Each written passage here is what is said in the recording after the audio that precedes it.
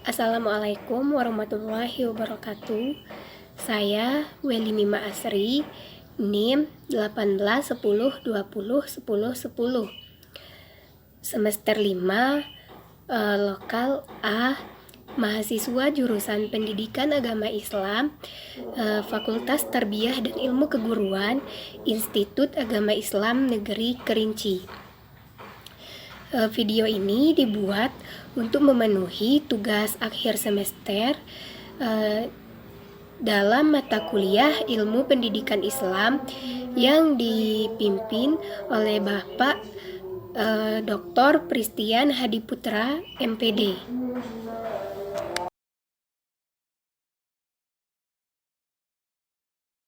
Saya akan langsung menjawab pertanyaan yang pertama, di mana pertanyaannya, bagaimana pandangan saudara tentang teori-teori pendidikan dalam aliran baru?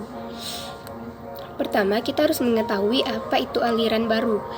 Aliran baru adalah setiap pemikiran-pemikiran yang membawa pembaruan pendidikan.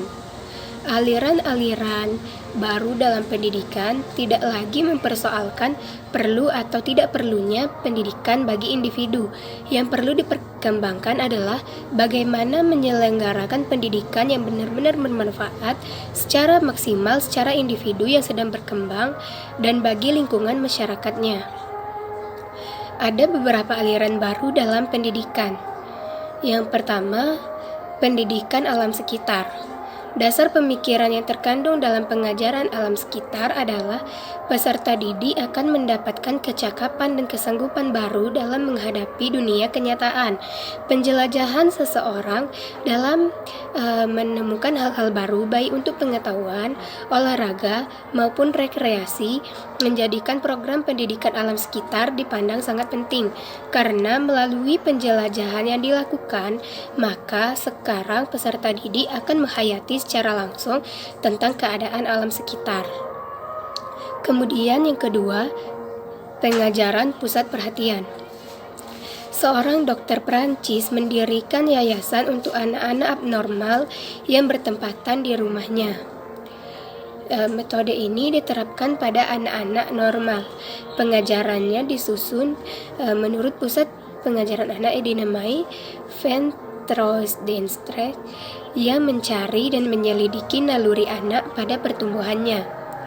Naluri yang perlu didapatkan adalah naluri untuk mempertahankan diri, makan, dan bermain dan bekerja. Kemudian yang ketiga, sekolah kerja. George menulis karangan tentang ini ialah seorang guru ilmu pasti yang diangkat sebagai inspektur di München. Ia mengembangkan cita-cita pendidikan bagi Kerstentender. Tujuan hidup manusia yang tertinggi adalah mengabdi pada negara. Berhubungan dengan ilmu kewajiban sekolah, yang terpenting ialah menyiapkan peserta didik untuk pekerjaan. Yang menjadi pusat tujuan pengajaran adalah kerja untuk menatap masa depan. Melalui bekerja, manusia menuju ke lingkungan kebudayaan masyarakatnya.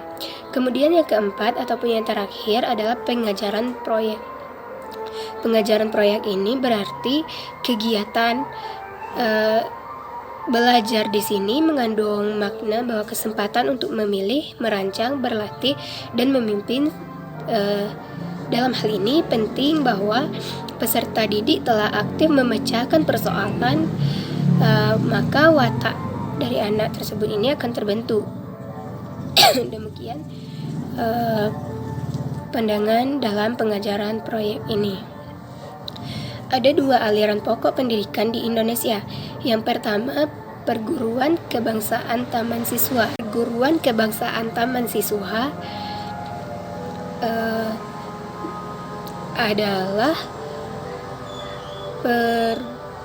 perguruan yang telah ada sejak zaman pemerintahan Hindia Belanda, dan salah seorang putra Indonesia yang bernama Raden Mas Rondis Djoneriningrat yang mana ia gemar menulis dengan menggunakan bahasa Belanda yang halus yang mengandung sindiran terhadap pemerintah Belanda. Dari tulisannya yang dianggap tajam oleh pemerintahan Belanda inilah ia dibuang di negeri Belanda. Ketika berada di tempat pembuangan, beliau merasa bebas dalam menyatakan pendapat sedangkan di tanah air ini dikuasai oleh pemerintah Belanda, justru kebebasannya terganggu. Dari kecintaannya terhadap pendidikan yang sekaligus merupakan perwujudan dari cita-citanya, maka pasca tanggal 3 Juli 1922 di Yogyakarta didirikanlah suatu taman kanak-kanak diberi nama Taman Indiria. Kemudian berkembang lagi dan semakin luas dengan seluruh lembaganya yang diberi nama Perguruan Taman Siswa. Kemudian yang kedua, ruang pendidik INS Kayu Tanam. Ruang pendidik INS Kayu Tanam ini didirikan oleh Muhammad Shafei pada tanggal 31 Oktober tahun 1926 di Kayu Tanam, Sumatera Barat.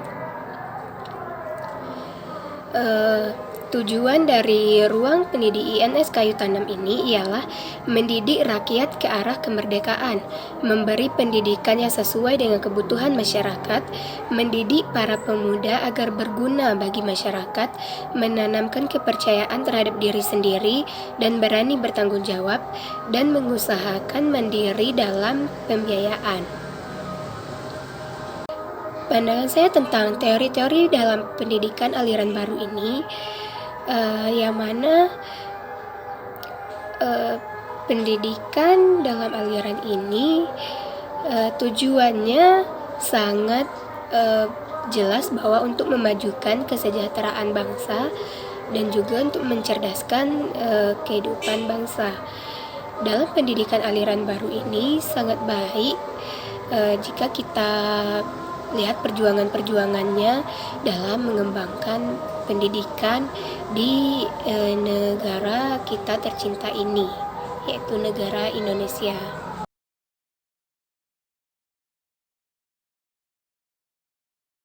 Kemudian pertanyaan yang kedua, bagaimana pandangan saudara tentang peranan keluarga, pemerintah, dan masyarakat dalam pendidikan saat ini?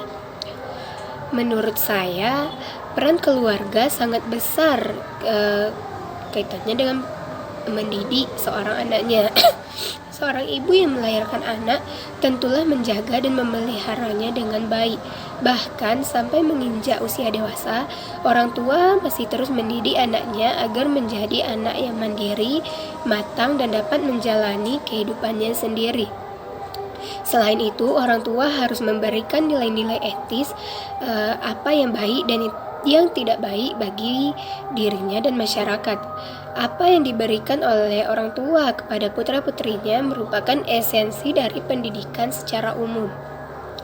Karena orang tua merupakan tempat yang pertama kali dijumpai oleh seorang anak saat lahir di dunia ini. Dan orang tua merupakan pendidikan yang utama bagi anak, karena dari dalam kandungan seorang anak telah bisa belajar dari kebiasaan-kebiasaan orang tuanya. Maka orang tua haruslah mendidik anaknya dengan sebaik-baiknya yang bisa dimulai dari kandungan. Sebagai contohnya saja, ketika seorang ibu sedang mengandung, orang tua ini harus melakukan hal-hal positif atau membiasakan diri mendengarkan murotal, melaksanakan sholat, maka si anak tersebut dapat menjadi anak yang berguna ataupun anak yang paham akan hal agama, karena anak tersebut meniru dari orang tuanya. Dan dituntut sebuah kesadaran peran orang tua dalam masyarakat adalah untuk memperjuangkan pendidikan yang baik. Oleh karena itu, apa yang ditanamkan dalam diri anak akan sangat membekas, sehingga tak mudah hilang atau berubah sesudahnya. Karena itulah peran keluarga dalam hal ini sangatlah berarti.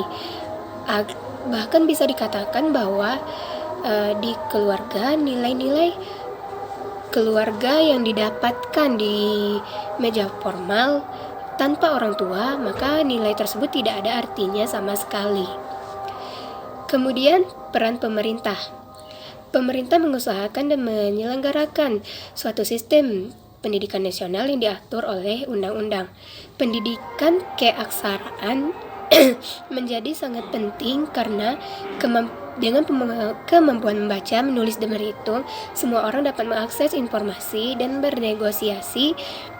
Dengan membaca, ia dapat mengembangkan diri sehingga skill ataupun kemampuannya dapat meningkat. Dengan demikian, mereka dapat mengatasi tantangan hidup dan dapat berpartisipasi secara aktif dalam kehidupan masyarakat. Selain itu, pemerintah juga berkewajiban untuk menyediakan tenaga pendidik yang berkualitas, bukan sekadar lulusan sekolah pendidikan guru ataupun fakultas ilmu keguruan saja. Guru adalah seorang pendidik profesional yang tugas utamanya adalah mendidik, mengajar, dan memimpin dan mengarahkan siswanya. Karena itu, guru dituntut untuk menjadi pendidik profesional, maka ia harus memiliki kapasitas yang dapat mengakomodir kebutuhan anak dalam dunia pendidikan. Pemerintah dalam Undang-Undang BHP bisa menjadi landasan bagi pemerintah untuk melepaskan diri dari tanggung jawabnya terhadap pembiayaannya dalam pendidikan. Pemerintah di sini, menurut pandangan saya, pemerintah haruslah berperan secara aktif dalam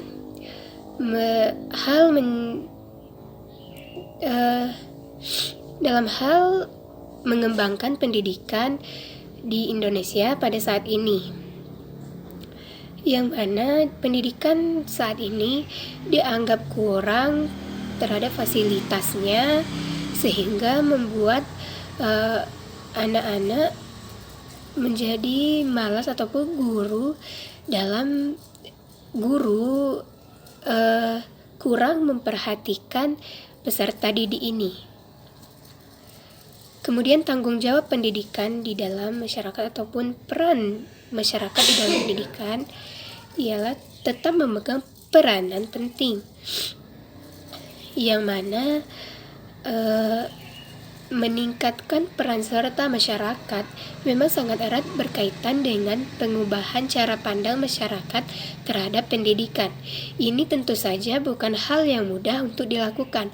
Akan tetapi, bila tidak sekarang dilakukan dan dimulai, kapan rasa memiliki kepedulian, keterlibatan, dan peranan serta aktif masyarakat dalam tingkatan maksimal dalam agar dapat diperoleh di dalam dunia pendidikan ini.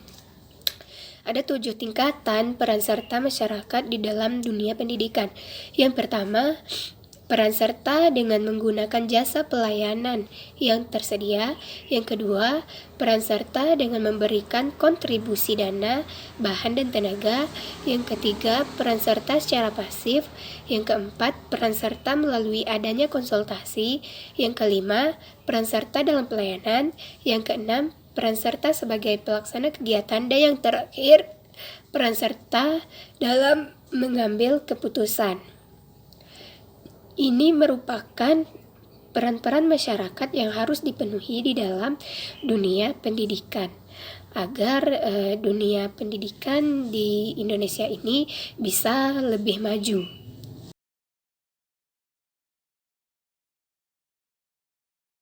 Kemudian pertanyaan yang ketiga ataupun yang terakhir, sebutkan perbedaan dari aliran empirisme, nativisme, naturalisme, dan konvergensi. Yang pertama, aliran empirisme. Aliran ini berpandangan bahwa seorang anak yang dilahirkan di dunia ini seperti kertas putih yang bersih, yang mana kertas putih ini akan memiliki corak dan tulisan yang digores oleh lingkungannya. Teori ini berpendapat bahwa jiwa manusia adalah kosong sejak dilahirkan dan akan berisi bila alat inderanya telah dapat menangkap sesuatu yang kemudian diteruskan oleh urat sarafnya masuk ke dalam kesadarannya. Faktor bawaan dari orang tua tidak dipentingkan di dalam aliran ini. Yang terpenting adalah pengalaman yang diperoleh oleh anak tersebut di dalam lingkungan sosial, alam, dan budaya. Sangat berpengaruh terhadap aliran ini. Pengaruh empiris yang diperoleh dari lingkungan berpengaruh besar terhadap perkembangan anak, yang mana sebagai faktor luar memegang peranan yang sangat penting, sebab pendidik menyediakan lingkungan pengalaman tersebut akan membentuk tingkah laku, sikap, serta watak anak sesuai dengan tujuan pendidikan yang diharapkan. Kemudian, aliran nativisme. Aliran ini berpandangan bahwa perkembangan individu ditentukan oleh faktor bawaan sejak lahir. Karena aliran ini berkeyakinan bahwa perkembangan manusia ditentukan oleh pembawaannya dari lahir, maka faktor lingkungan kurang berpengaruh terhadap pendidikan dan perkembangan seorang anak. Oleh karena itu, hasil pendidikan ditentukan oleh bakat yang dibawa sejak lahir. Dengan demikian, keberhasilan belajar ditentukan oleh individu itu sendiri. Nativisme berpendapat bahwa jika seorang anak memiliki bakat yang jahat dari lahir, maka ia akan berperilaku jahat. Dan apabila seorang anak ini telah membawa pembawaan yang baik dari lahir, maka ia akan berkembang dengan baik. Pendidikan anak yang tidak sesuai dengan bakat yang dibawa, maka tidak akan berguna bagi anak itu sendiri. Kemudian yang ketiga, aliran naturalisme. Aliran ini berpendapat bahwa pendidikan yang diberikan oleh orang tua malahan dapat merusak pembawaan anak yang baik itu. Aliran ini juga disebut aliran negativisme karena aliran ini berpendapat bahwa pendidik wajib membiarkan pertumbuhan anak pada alam. Dengan kata lain, pendidikan tidak diperlukan karena yang perlu dilakukan adalah menyerahkan anak didik ke alam agar pembawaan yang baik itu tidak rusak oleh tangan manusia ataupun lingkungannya melalui proses dan kegiatan pendidikan. Pendidikan harus dijauhkan dalam perkembangan anak karena hal ini berarti menjauhkan segala anak dari hal yang bersifat yang dibuat-buat dan dapat membawa anak kembali ke alam untuk mempertahankan segala hal yang baik. Kemudian yang terakhir, aliran konvergensi. Aliran ini berpandangan bahwa seorang anak dilahirkan ke dunia ini sudah disertai dengan pembawaan yang baik ataupun pembawaan yang buruk. Aliran ini berpendapat bahwa dalam proses perkembangan anak, baik faktor pembawaan maupun faktor lingkungan sama-sama mempunyai peranan penting dalam perkembangan anak. Bahkan yang dibawa oleh anak sejak lahir tidak akan berkembang dengan baik tanpa adanya pengaruh dari lingkungan. Sedangkan lingkungannya baik tidak akan menghasilkan pendidikan yang optimal apabila di dalam diri anak tidak mendapatkan bakat yang dibawa sejak lahir itu. Jadi aliran konvergensi ini merangkul kedua-duanya, dari pembawaan sejak lahir dan lingkungan sama-sama berperan penting dalam perkembangan seorang anak. Demikianlah jawaban dari saya. Mohon maaf jika terdapat kesalahan. Saya akhiri dengan wassalamualaikum warahmatullahi wabarakatuh.